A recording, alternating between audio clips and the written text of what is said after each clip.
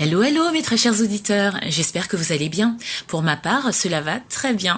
Figurez-vous qu'à l'occasion de mes vacances, parce que oui, j'en prends aussi, j'ai été invitée à découvrir durant une semaine le village de vacances chrétien du domaine Père Guillot à la Parade dans le 47. Et oui, dans le sud de la France. Chanceuse, hein. Dans ce lieu, chacun peut se détendre, se baigner, découvrir la région. Et les chrétiens de tous bords peuvent en toute simplicité également se ressourcer spirituellement lors de réunions proposées chaque jour s'ils le souhaitent. Bien entendu, dans ce village vacances, les non-chrétiens sont également les bienvenus. Les personnes intéressées trouveront le lien de leur site web en barre d'infos. Et c'est donc tout naturellement que durant ce séjour, j'ai recueilli les quelques grammes de bonheur de gens formidables que je remercie d'ailleurs vivement pour leur générosité et leur partage. Ces échanges ont donné lieu à une série spéciale de 13 épisodes que je vous laisse découvrir. N'hésitez pas à liker, commenter et n'oubliez pas de vous abonner et activer la cloche. Allez, c'est parti! Quelques grammes de bonheur. Quelques grammes de bonheur. Quelques grammes de bonheur. Quelques grammes de bonheur. Quelques grammes de bonheur. Quelques grammes de bonheur. Quelques grammes de bonheur. Quelques grammes de bonheur. Quelques grammes de bonheur. Bonjour ou bonsoir, quelle que soit l'heure, bienvenue à tous. Aujourd'hui, nous sommes avec Henri et Thérèse, qui ont respectivement 55 et 54 ans, qui vivent à Marly-le-Roi et qui sont chimistes et auxiliaires de... Auxiliaire parental. Merci Thérèse, comment allez-vous ? Bien. Bien. Alors sachez que c'est une première pour moi d'avoir un couple ensemble. Merci de me faire cet honneur et cette exclusivité. C'est l'amorce peut-être d'un nouveau concept. Hein. Ouais. Alors qu'est-ce que vous faites de beau là actuellement ? Eh bien, actuellement, on est en vacances.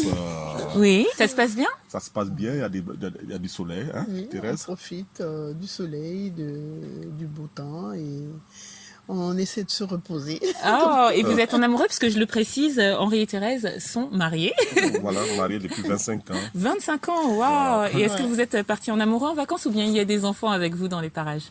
Ouais, 2 enfants. On a 2 enfants avec nous. Sur les 4. Sur les 4. 4 enfants et vous en avez emmené 2. C'est Voilà. bien. Ils sont contents ? Voilà, très content. Oui. On les voit à peine. C'est vrai. Ouais. Ah bah du coup vous êtes aussi contents, ça fait des vacances. Ça libère un peu. Bah oui. Toutes les mères vont se reconnaître dans ce que tu viens de dire, Thérèse.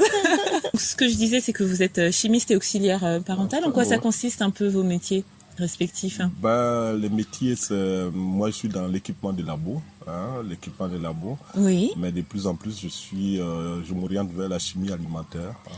J'ai mis en place ce piment, voilà. Ah, vous mettez en place un piment alors ? Voilà, je ne sais pas si je suis autorisé à donner le nom, mais bon, on donnera le nom. Pourquoi pas ? Pourquoi pas ? D'accord, c'est Ça pourrait faire de la publicité. Voilà, c'est le piment Koumen. Vous pouvez avoir toutes les informations sur pimentkoumen.fr. D'accord, je le mettrai en barre d'infos. D'accord, je le mettrai en merci. barre d'infos. Merci. Voilà, et comme ça, peut-être que ça aidera à lancer la marque, qui sait. Merci. Et Thérèse alors ? Alors, moi, je travaille avec des familles. Donc, j'ai 2 familles avec lesquelles je travaille. J'ai 3 enfants Oui. dont je m'occupe. Donc, ça se passe très bien. C'est un métier que j'aime beaucoup. D'accord. Parce que j'aime beaucoup les enfants. Et qui consiste en quoi un peu pour ceux qui ne connaissent pas du tout ? Donc, c'est m'occuper des enfants des familles Oui. en leur absence. C'est-à-dire que quand ils sont au travail, Oui. c'est moi qui prends en charge leurs enfants du matin jusqu'au soir. D'accord. Donc, on fait des activités, je leur fais la nourriture, on fait des sorties, en tout cas oui. tout pour que Ah, les vous devez enfants être soient, proche d'eux du coup. oui, tout pour qu'ils soient à l'aise, pour qu'ils croissent bien, pour qu'ils soient autonomes, voilà. Super. Et quel bonheur est-ce que vous voulez partager avec nous ? C'est le bonheur que tous les couples attendent lorsqu'ils se marient, à savoir Oui. avoir un enfant, C'est vrai ? avoir un premier enfant. Voilà, nous, on s'est mariés donc en 94, en avril, 9 avril 94. Voilà. Oh, c'est rare que ce soit l'homme qui se souvienne de la date. Bravo. Voilà, 9 avril 94. Non, mais on se souvient parce que nous sommes dans notre 25e anniversaire, donc voilà, Ouais. les noces d'argent, pardon. Oui. Donc voilà, donc on se souvient. Joyeux anniversaire en Voilà. retard, hein, mais Donc, joyeux anniversaire voilà, quand même. donc lorsqu'on s'est mariés, on s'est dit, bon, on fait une année sans penser à avoir un enfant. Et puis peut-être à partir de la deuxième année. Oui, histoire de profiter un peu l'un de l'autre. Voilà, Exactement. profiter, Oui, voilà, poser les fondations du poser les couple. fondations, surtout profiter, voilà, poser les fondations, mais surtout profiter l'un de l'autre, Oui. voilà, et voyager tranquillement sans être encore en famille. Oui. Et la deuxième année, on s'est dit, bon, ok, on va pouvoir avoir un enfant. Et là, Thérèse va raconter la suite. Bon, donc, au bout de la deuxième année, du coup, on s'est dit que c'était le bon moment pour concevoir. Et bon, on attend et rien ne vient. Et on commence à s'inquiéter. Et donc, pour être rassuré, on a été voir des médecins, des spécialistes. Et moi, j'ai vu un gynécologue. Et il se trouve que j'avais un problème. Et c'était des fibromes. Et comment on dit, fibromes, bon, des fois ça peut être tout petit, mais moi, on m'avait... c'était diagnostiqué. Le thème qu'ils ont utilisé, c'était l'utérus est polyfibromateux, c'est-à-dire qu'il y en avait deux partout. D'accord. Voilà, il y en avait deux partout. Et on m'avait dit en ce moment-là que je ne pouvais pas concevoir si je passais pas par une opération chirurgicale. Oui. Donc du coup, on était inquiets. Voilà. Et ben, comme on est des chrétiens, on s'est tourné vers le Seigneur. On a commencé à prier. Oui. Voilà. Faut dire qu'avant, nous, quand on s'était projeté d'avoir des enfants, donc on avait commencé à regarder des revues, des livres, donc on était à fond là-dedans. Oui, parce qu'il n'y Voilà. avait pas Internet, je précise à cette Non, époque. il n'y avait pas Internet. Internet commençait à... Je parlerai un peu d'Internet un peu plus loin. Les prémices. Voilà, Internet commençait à venir, mais pas assez présent à ce moment-là. Oui.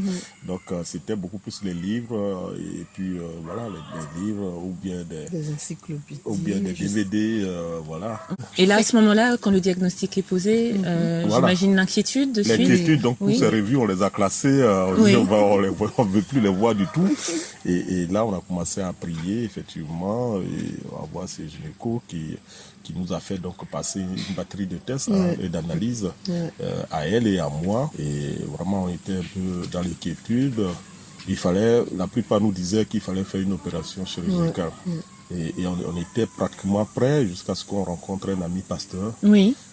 Qui nous a dit non, attendez, le Seigneur n'a pas dit son dernier mot, on va prier. Et on a prié, il nous a recommandé un gynéco chrétien, gynécologue qui était chrétien, qui nous a dit, bon écoutez, on va prier et puis continuer à faire des analyses, etc., des traitements.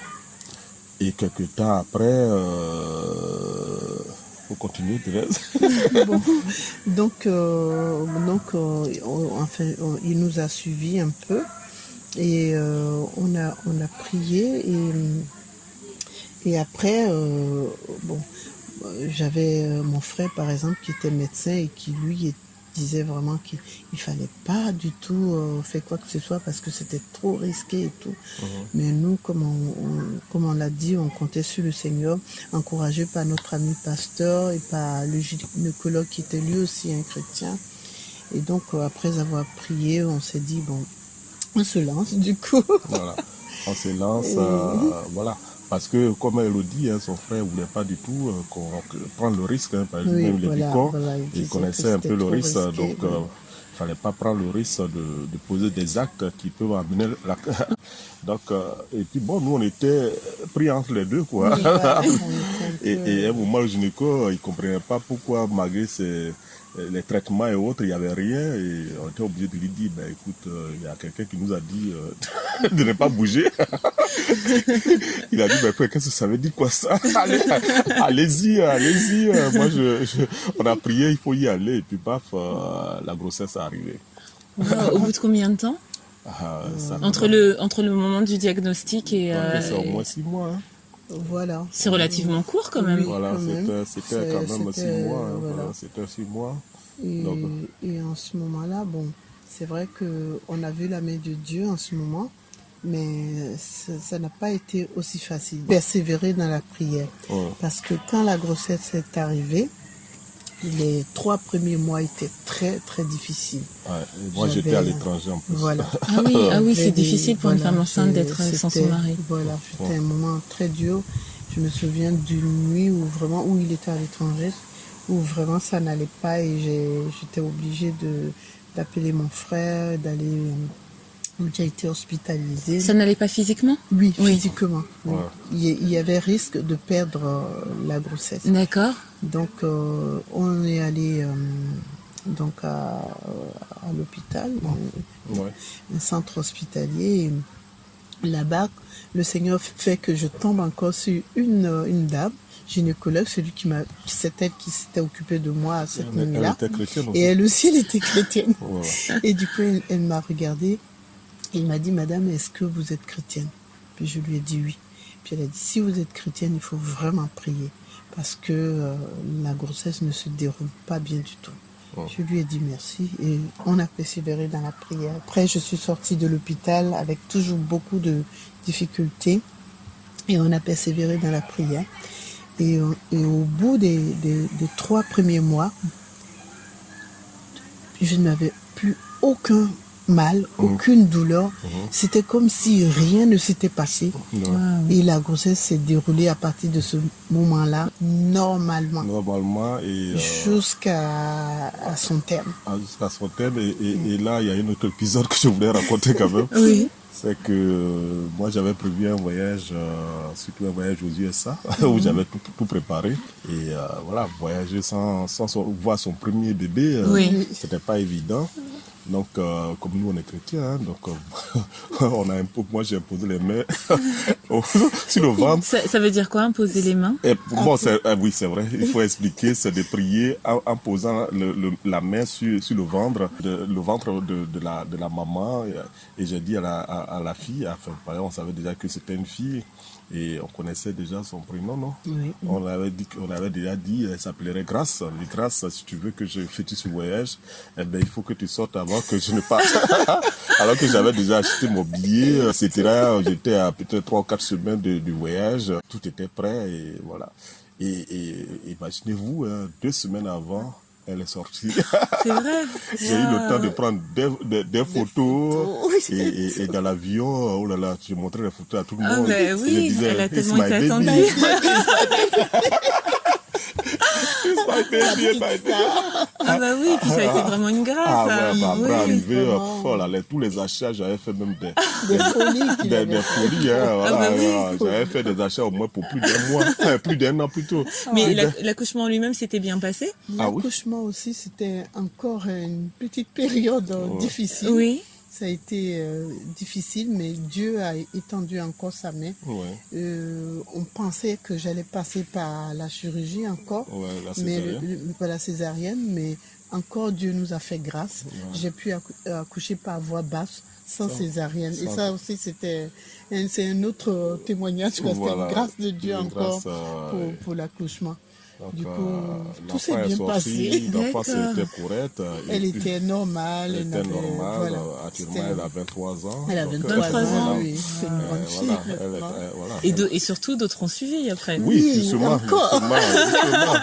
justement. Après, on s'est dit, bon, si c'est le Seigneur qui confirme, il faut Voilà, continuer. il faut qu'on voie la suite. Donc, toujours, sans opération chirurgicale, j'ai eu un deuxième garçon. Et il y avait Ensuite, toujours des gens qui bon, disaient il y avait que, toujours cette crainte. Et nous, on était tranquilles maintenant dans que notre la tête. première Oui. fois que c'était peut-être un hasard, Voilà, mais et que celle-là, voilà. il faut faire encore une Oui, opération. Voilà. On dit, Et bon, donc, on continue s'est dit, le Seigneur a fait une première fois, c'est qu'il fera encore.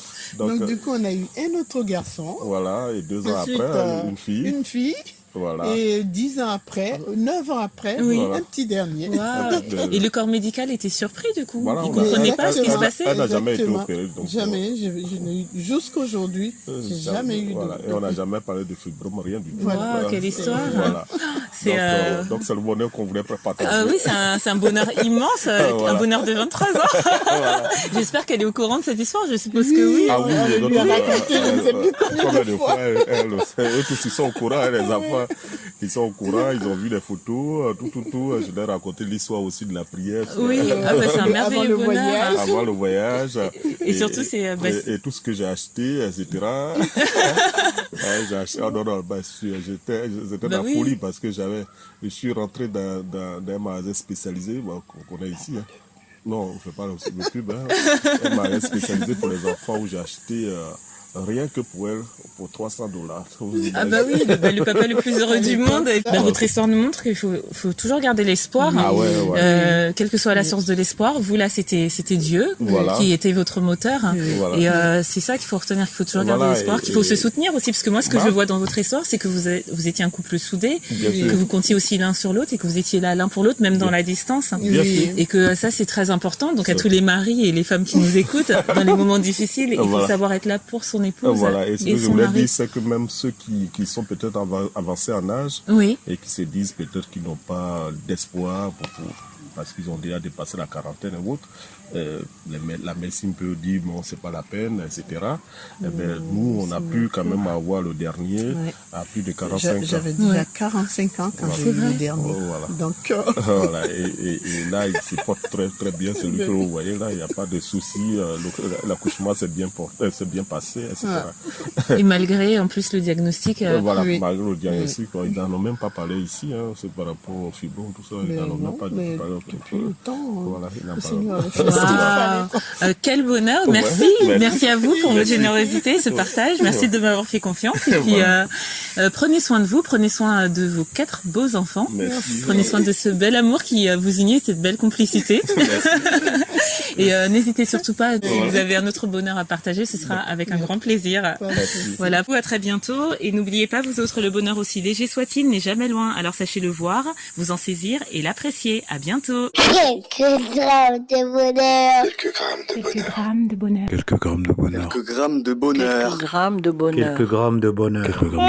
Quelques grammes de bonheur. 4 grammes de bonheur. Également envie de donner un peu de bonheur en partageant le vôtre ? N'hésitez pas à prendre un rendez-vous téléphonique avec moi pour une interview sur le lien suivant que vous trouverez également en barre d'infos. À très vite et n'oubliez pas de vous abonner. Merci.